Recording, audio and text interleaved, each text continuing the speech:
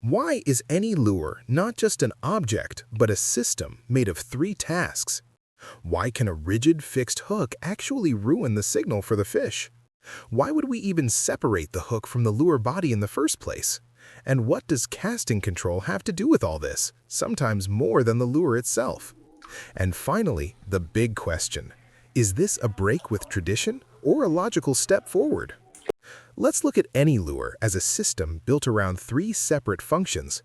Let's see how a rigid fixed hook disrupts that system. Let's see what changes when we separate the hook from the body, and how all of this is directly connected to casting control. So, let's start from the beginning. When we say a lure, most anglers picture a thing: metal, plastic, paint, hooks. But the fish doesn't see a thing. The fish experiences a sequence of events. That's the shift. A lure is not an object, it's a process that unfolds in time. First, in the air, then in the water, and only at the very end, in contact. 3 stages, 3 tasks, 1 system. Task 1 is delivery. Not distance, not power. The key word is control. Fishing starts the moment the lure leaves the rod tip, not when it hits the water. Trajectory, speed, entry angle, repeatability. Pressure fish don't forgive mistakes. If you miss the window by a few feet, you might as well miss by 50. If you land like a brick, you can shut the spot down. And this is where a lot of traditional setups already compromise themselves. A rigid, fixed hook introduces instability in flight. Uncontrolled weight, drag, swing. That's why some lures tumble, helicopter, or kick sideways midair. You're trying to deliver precisely, and the system itself fights you. Task 2 is the signal. Once the lure's in the water, it's all information. Fish don't see like we do. They read pressure, vibration, rhythm. A live baitfish has a clean, consistent signature. A wounded baitfish isn't random, it follows physics.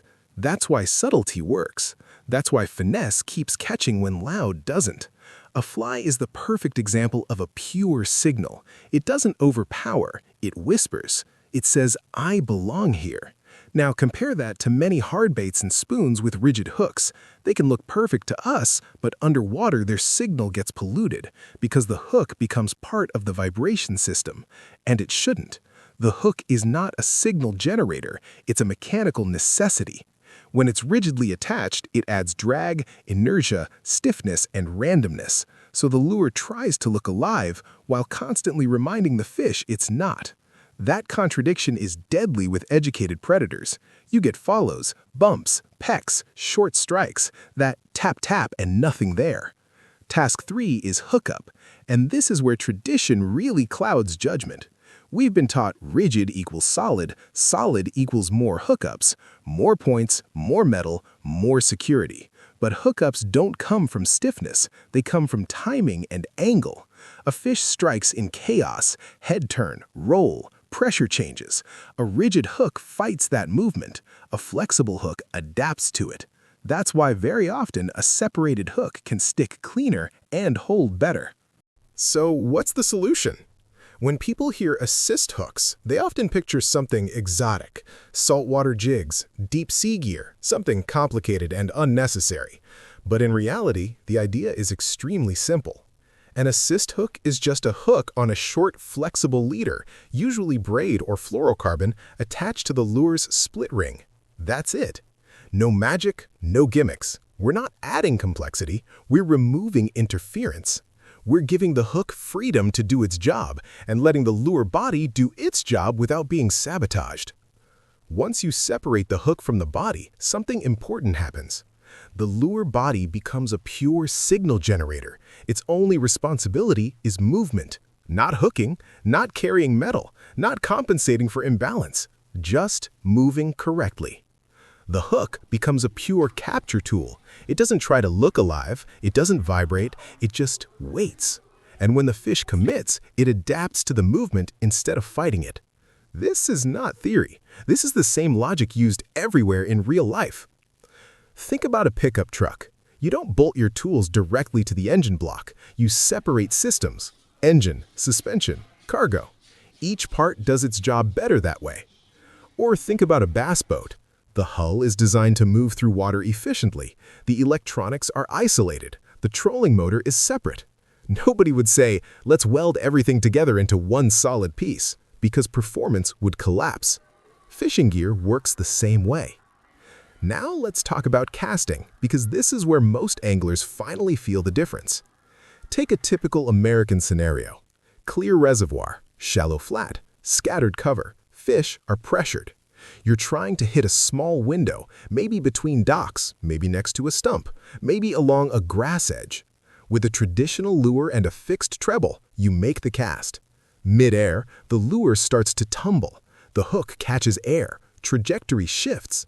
You either miss the spot or you overcorrect and land too hard. Now switch to the same lure body with an assist hook. Suddenly, the lure flies like a dart. No helicoptering, no sideways kick, no surprise splash. You don't fight the cast anymore, you guide it. And this is where bait casting gear really shines. With your thumb on the spool, you're not just throwing, you're managing speed. You slow the lure down just before impact, you flatten the entry angle, you kill the splash. That quiet entry is not just nice, it's strategic. In American waters, especially bass fisheries, fish learn fast. They associate sound with danger.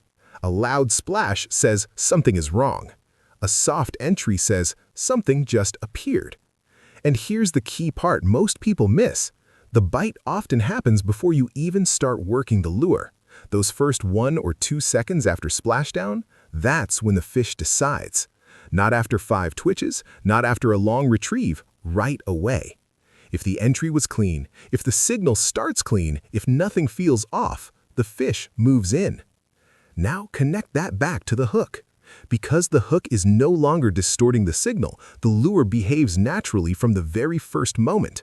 No awkward twitch, no unnatural drop, no sudden noise. Everything lines up. Flight, entry, signal, strike. That's the system working as one. And once you experience this a few times, it changes how you think. You stop asking, what brand should I throw? You start asking, how clean is my presentation? Because fish don't care about branding. They don't care what's trending on YouTube. They don't care what worked in the 90s. They react to consistency, to physics, to signals that make sense. That's why this isn't a rejection of tradition. It's the next step in understanding it. Every generation of anglers refined things a little more.